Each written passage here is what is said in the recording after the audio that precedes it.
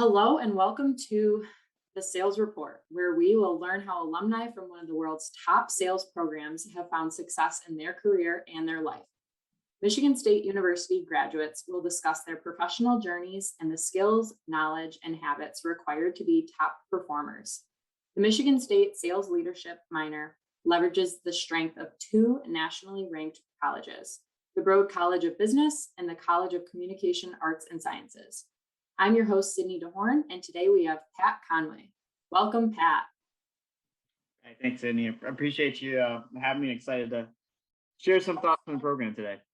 Awesome. Well, we are excited to have you. And just so you know, the goal of this podcast is to really highlight your success and the success of our MSU Leadership Minor alumni, which of course includes you.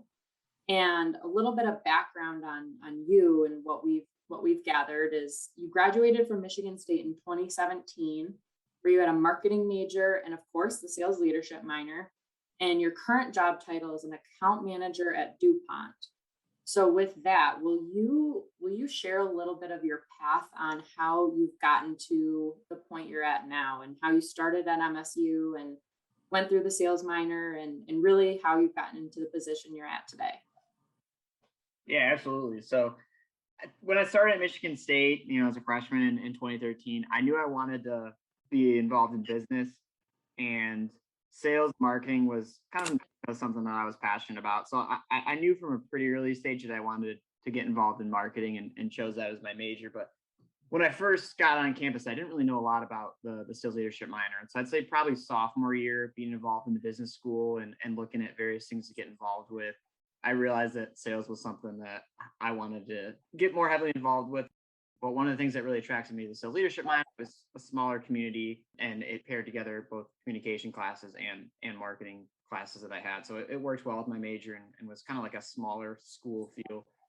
So got involved with that and knew I really wanted to get involved in sales and more in the program. And so actually, as a junior, interned in Chicago for C.H. Robinson, which was one of the partners. And I kind of always had a feeling like, hey, I want to be in sales. Like a lot of people that I know and a lot of the passions that I have revolved around that. But having an internship in Chicago with C.H. Robinson just further solidified that sentiment and got me really more motivated to get involved in the program. So not just to be like an active participant, but really to be involved in Global Sales Leadership Society in the minor and start to get involved with competitions and really threw myself, got on the GSLS e-board and absolutely fell in love with the program, competing for Michigan State and everything that the sales program has to offer. And I think what kept me around too and kept me continue to stay involved is I think it's some of the best people. I might be a little bit biased, but some of my favorite people at Michigan State were through that program. And it really pushed me out of my comfort zone. I think most importantly, and what's special about our program, like we're top caliber in terms of competition, but also I think that the management of the program and specifically Jen does a good job of also taking a step back and realizing that, hey, we're molding future sales talent, but if we're really going to be the best sales leaders in the future, we also have to take time to really be involved in the community, to be servant leaders, to be servant salespeople, and make the world a better place while we're doing that. And so all that kind of culminated in me getting really involved in having internships and just fully embracing the program and all that it had to offer. Fantastic. I know you mentioned a little bit about you competing. Can you tell us a little bit about that journey? Yeah, so there's a requirement with the sales program. So yep. Compete once. So I will say I knew I had to do it before I graduated. So it started that way. And then I absolutely fell in love with it. So the all MSU sales competition, which kind of it's a great experience. I think at the time it was 60 students, and it was at the Henry Center. Had to compete in that and trained like a pretty good amount for it. But the first time I didn't really know what I was doing, but made it somehow to the semifinals and placed third. And Dr. Hughes and a lot of the people at Michigan State, and then actually got to go to nationals. And that's when I really fell in love with it. I really liked the competition at Michigan State, but then going and competing in Atlanta as a junior, it was kind of an addiction. And so I did it again my senior year, and also went to the team competition and as a senior as well and compete. And it was a great experience. I think there's a lot of stuff that you learn in school that's a book and memorization or watching a presentation, but that was you going out there and competing. And I wasn't the build to be like an athlete, but I did like going and competing for Michigan State, and Bill's program was a great way for me to do that. That's great. I remember I competed a few times too, and I just remember thinking it was amazing. And in the beginning, I remember being so nervous. And then after I kind of got my feet under me, I was like, okay, this is awesome. For students that are listening to this that might be competing soon or are interviewing for a job, what are tips that you have for them to succeed, whether it's at a competition or in an interview or trying to get that role that they've been hoping to get? I think the first thing is to just do it. I mean, just Okay. I mean, things that make you, a lot of people are nervous. And so they'll maybe it's like, oh, I'm not going to compete my junior year. I'll wait till my senior year because, I mean, sales competitions for a lot of people are a unique experience. You're selling something that you're just learning. You're in a room full of strangers most time, and people are giving feedback on how well you can sell when you've really haven't sold that much before in a more formal setting. So I'd say the first thing is just starting, actually do it. And also like take time to prepare, learn what you're selling, like look at the materials and make sure that you're well prepared for what you need to do because you're representing yourself and kind of building a brand inside the program. So I think those are all important. And then I think the other thing is too, is like you have a great network of people at Michigan State, whether it's coaches or your peers. So actively seek feedback, practice with them. And that goes for whether it's a sales competition, whether it's an interview. There's so many people around you. Like I'd say at the program, anywhere from 100 to 120, they're going through interviews. They have sales competitions. They have certain things. So use that network, like get feedback from people. You're not going to know what you need to fix, but if you reach out to people and you're willing to learn and willing to put in the time, like, it'll pay dividends with interviews, job offers, whatever you put your mind to. Absolutely. You mentioned feedback. What's the best piece of feedback, or it can be a couple pieces of feedback that you've gotten from people that you've learned really how to sell from? Like, what are those pieces of feedback that you were like, oh wow, this is really good. I'm going to take this and use this at my job right now? When I graduated from Michigan State and started at Dow Chemical, one of the reasons I was in that program was there was a lot of sales training, and I had a really great sales mentor who was good about giving feedback. I think one of the first things I would say is listen when people are giving you feedback. I think one of the most important things is it's natural to be a little bit defensive at times, and you want to defend why you did something. Be quiet for a few minutes, let the person give you feedback and thank them for that feedback. I think that's key because I can give you all the pieces of advice about good feedback, but if you don't actually take time to listen for the feedback, then you're not really going to grow from that. So, and that was feedback I got directly from him. Don't listen for a second. I'm giving you feedback. So I think that's really important. I think along those same lines, being able to listen is really important. And that sounds like really simple, but I think so many times when you're first getting into a sales competition, you're first starting at work, you're really excited, you're kind of jittery, you're a little nervous. And so it's really hard to actually sit down and actually listen to what a trainer is telling you, what a customer is telling you. You're thinking about your next thought. So really take the time to do that. I think that's really important.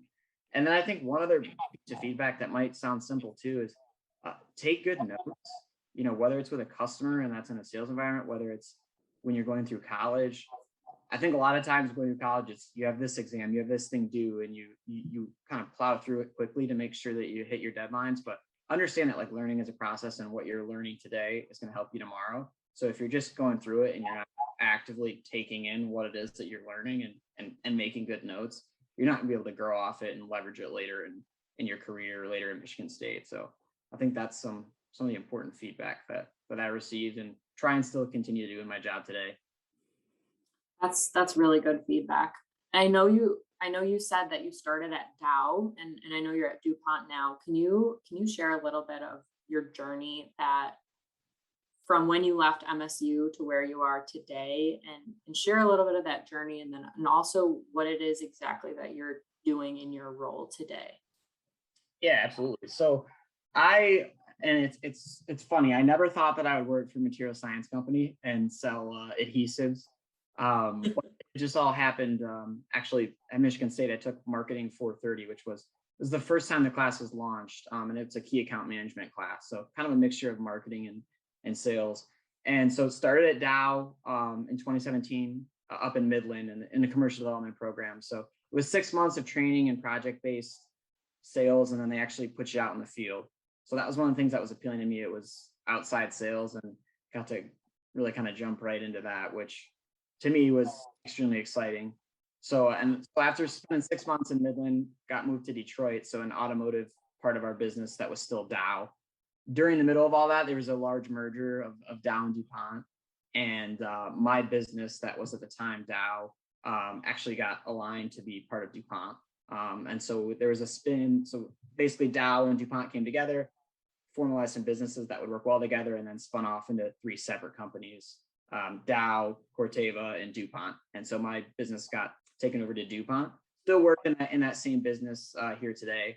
And I think it was a great experience to kind of see everything that goes into a merger. A lot of consultants, a lot of learnings. I think the biggest thing it taught me was, a lot of things are going to change, especially in today's business environment. You see companies buying, companies merging, companies divesting certain things. And so it really taught me, like, when you get into a company, try and learn a lot. Don't get too stressed about the things that you can't control. Just focus on learning a lot about what it is that you sell in your team, and don't let things are going to change in a company, and that's normal. So just embrace it and try and continue to learn new things and make things positive. And I mean, since being transferred over to DuPont, it's been a great experience, and I feel kind of lucky. I got to work for 2 companies now and never really actually had to formally leave. So it's been a nice experience. Good. Can you share a little bit about your day to day? What does your typical day look like? Yeah, that's a good question. I would say it really does depend on the day. So Okay. account manager at DuPont, I'd say that a large portion of my job is managing the accounts that we have. So that's project management. If customers have issues or challenges, it's working through that with them. So that's a large portion of my day. I'd also say it's working internally a lot on certain projects. Say there's a customer that needs a specific project completed, and we need to have a product ready. It's a lot of that type of management. And then I'd also say it's trying to sell and find areas and accounts where we can grow. We might sell a customer a certain adhesive, but there's other areas where we don't sell them adhesives where we could grow that business. So it's my job to chart that, work internally with our technical service teams and R&D to do what we need to do to grow the business. And then I'd say another portion too, and it's a smaller portion, being an account manager, but is new business development. So specifically, I'm pretty heavily tied to automotive, and Okay. a pretty significant change as a lot of manufacturers move over to electric vehicles. So there's new business opportunities, but there's also new players and new customers that we might not have worked with as much in the past with internal combustion engines. So it's trying to prospect and grow business with them. My day to day can really vary depending on what the week entails. But I think that's one of the reasons I like sales is no day is the same. Absolutely. I remember that's what I was looking for in a job too. And it's awesome when you get to do something different day to day and it's not just a repetitive task. So I'm in big agreement with you there. You mentioned building relationships and finding new clients and being able to do sales with new accounts. What's one of the skills that you've developed or one of the tips that you've received on building relationships with new people, new accounts, new clients, and really developing that relationship in order to make that sale? I'd say one of the biggest things, and it sounds simple, but sometimes it can be really hard to do, is just do what you say you're going to do. If you tell you're going to do something, just do it. And I think there's times too where I have full intentions of doing it and time doesn't allow, or something comes up and I can't do that. But just having a good line of communication of, listen, I was not able to do this for you, but here's what I am going to be able to do for you, and just communicating well with them. I think that pays dividends. I also think, a real big way that you can build trust and expand a relationship is doing things that might not always be in the best interest of your company, but can be in the best interest of your customer. Recommending them something that you might not sell, you might not make anything off it, but it's going to help them a lot. And the knowledge that you have in the industry, you're more of an advocate for them. So I think a vested interest in that. So I think like those actions of goodwill help to build trust so that, and then in the future, they might recommend you or come your way on something. So I think it's focusing on a relationship long term and not just what can I sell them in my toolkit here today. I think it's important, right? We're all in sales and we want to have the customer find something that we sell. That's a good solution. But also I think if we really are going to be the best salespeople, we also have to help them out when maybe there isn't a direct interest for us. That helps to build trust. They know that you genuinely care about their business and want to see them do well. They send business your way or referrals your way because they know that's how you operate. Other than having good communication with your client or your account, what is something that you do day to day to keep in touch, or it doesn't have to be day to day, but maybe every week to keep in touch and hold that relationship? I feel like it's hard coming out of school knowing exactly what you're supposed to do in order to keep a relationship with a client, because you don't want to bother them too much, but you also want to make sure that you're holding that relationship. So what do you do? Do you, set alarms on your like Outlook that you should email people, once a month? What is it that you do to make sure that you're not forgetting about any of your clients or your accounts? Yeah, so I would say in my book of business, just because we're a supplier, a lot of those customers I'm having frequent touch points, whether it be projects, business, questions on orders, other things like that. But there's still my business where, like you said, you have to be a little bit more strategic in keeping in touch and that relationship. So I will set reminders on my calendar or tasks in the future. And well, the most important thing is you never want to be a pest. And every time you reach out to a customer, you want there to be some value in it for them. So I try and find articles or things that are relevant to them that we can kind of share in conversation about, and ping them. And, whether that's sharing a webinar or sharing an article that's relevant to something that I think that's important to them. I try to do that. I think that's beneficial too, because then they'll send certain things your way. So I think that makes it a little bit more mutual. So I try and do that. I think LinkedIn's a great way to engage if you do it correctly. Certain things that they share or company posts or news that you see is also a great way to engage them. And I think also too, even if it is just a general email, there's things that are changing all the time. It's impossible to keep up with, I'd say, the technology, especially in automotive that's taking place and the fast changes. So I think an exciting way to keep in touch with the customer is, if it's not seeing a news article, maybe just poke them in a good way and ask them, like, how are they tackling this challenge? Or, how do you think what's the strategy for the next 5 years on this specific project? Just let them know that you're thinking about it, and remaining relevant, I think, is key. But I think, like you said, just the most important thing, put simply, is just be creative. Don't be the person that sends the lazy email of just like, hey, how are things going? Try and think that might be of value to them. That definitely makes sense. What's your favorite form of, you mentioned news. What's your favorite tool to research new areas of your business or like new things that are coming up in your industry? What's your favorite thing to look at and read in terms of learning about what's happening in your area of business? I would say, well, I'll give one kind of specific to my day to day. And I think one in general is the companies that I work closely with, my customers. I try and follow their social media sites, whether it be LinkedIn, Facebook. I think seeing those things, it really helps you kind of have a connection to the company outside of what it is directly that you sell. So I'd say that's a key thing for me. The other thing is we have IHS, and we have some internal marketing data at DuPont that will talk a lot about automotive trends, big news items each week. And so I'll try and get that pushed to my phone, and every morning I'll look for news that's going on with my customers at a high level. And if it's something that is relevant or even maybe not relevant, it's a great way to ping them and ask them about how it's impacting their business and what they're looking at. So I think those two things are the key things I use. That's good to know. I'm always looking for new areas to learn more about the business. And I feel like people are constantly saying, read this book, listen to this podcast, or, like, read this subscription. And I'm always like, oh, I don't know, like, which one to do. So that's good advice. It's hard, right? I mean, that's one of the benefits of today is there's so much information, but I think it's also one of the drawbacks is Yes. There's too much information. So how do I cipher through this and figure out what it is I actually want to read and engage with?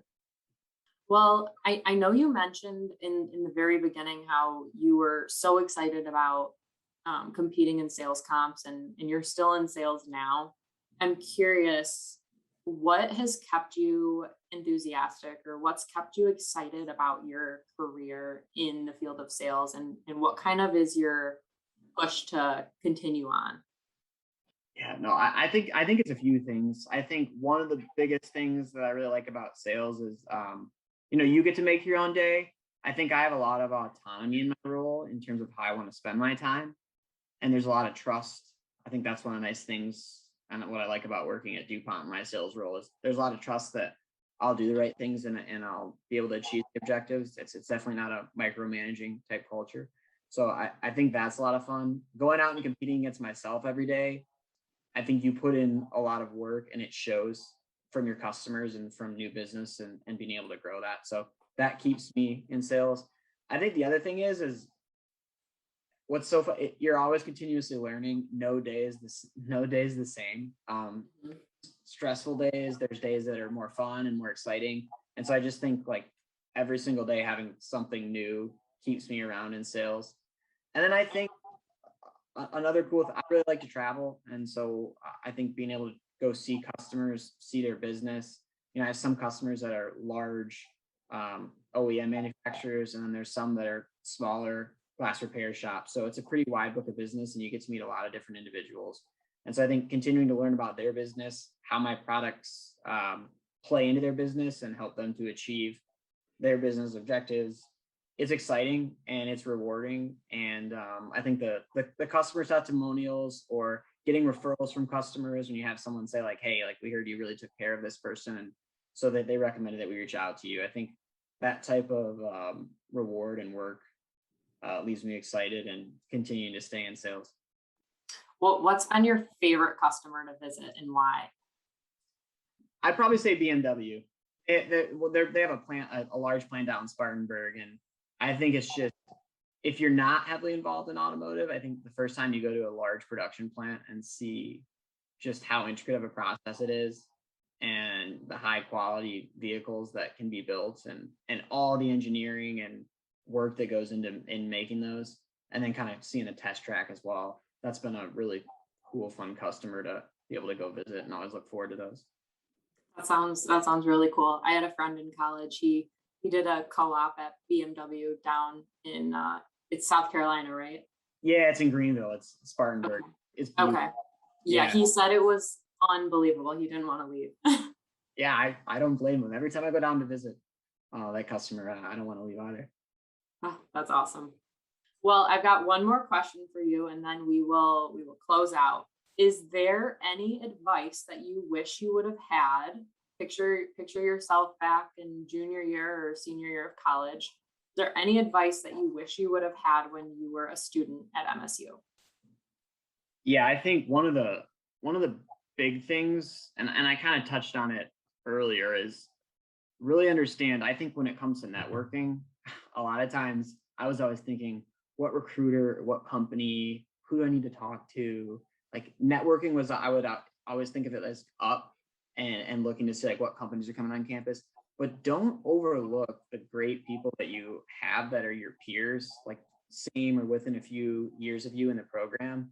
Like that's a really strong network right there. So take time to build relationships with them. I think I did that later on, but I wish I would have known even earlier. Build relationships with them, because once everyone leaves Michigan State in a few years, you're going to have a whole bunch of sales leadership minor alumni that are in various cities and various industries at various companies. And so if you're able to really genuinely build your network while you're at Michigan State and embrace the program, it will really pay dividends, I think, in the future. And I think also like your work ethic and I'd say just the quality of work that you do, whether you're in projects or on teams when you're in that program, I think is really important too. So focus on that. I also would say it's really important to get involved in sales competitions or other action oriented things. I think it's really, at least me personally, learning by doing is helpful. And so I wish I would have got involved earlier. I got really involved junior and senior year, but yeah, 4 years in Michigan State. So don't continue to push time off and say, oh, I'll get involved junior year, I'll get involved senior year. Like the minute you get on campus, get as involved as you can. I think that really helps you to figure out what you love doing, but also build your network and your skill set earlier on. I would say probably the last thing is really be able to laugh at yourself. I think like in the sales program at Michigan State, you're going to have some embarrassing moments. You're going to have some projects or things that might not have went well, but don't take yourself too seriously. Don't get too stressed out. And I think that's something that you can also take into the working world. Always you want to be professional. Always you want to put your best foot forward, but also be able to have some humor, be able to laugh at yourself. I think like sales can be a roller coaster. And so you have to have fun doing it. And I think part of the way you can do that is to not take yourself too seriously. That is really, really good advice. I definitely wish I would have laughed at myself a little bit more than I did. Yeah, you have to keep it fun, right? Right. In today's world, and there's other stresses that we can't control. So I try and if I can get my customer to laugh and smile a few times a day, then I tell myself I'm winning. That's fantastic. Well, thank you, Pat. And that's really good advice. I hope everybody that listens to this podcast takes that in. Really appreciate your time, Pat, again, and thank you for your advice and your input today. Yeah, thanks. It was a pleasure talking with you, and thanks, Kobe, for the work behind the scenes as well. All right. Well, thank you all so much for listening today. Please be sure to follow Pat on LinkedIn and listen to the remainder of the Sales Report podcasts. You can find us on Instagram, LinkedIn, Facebook, Instagram, and more.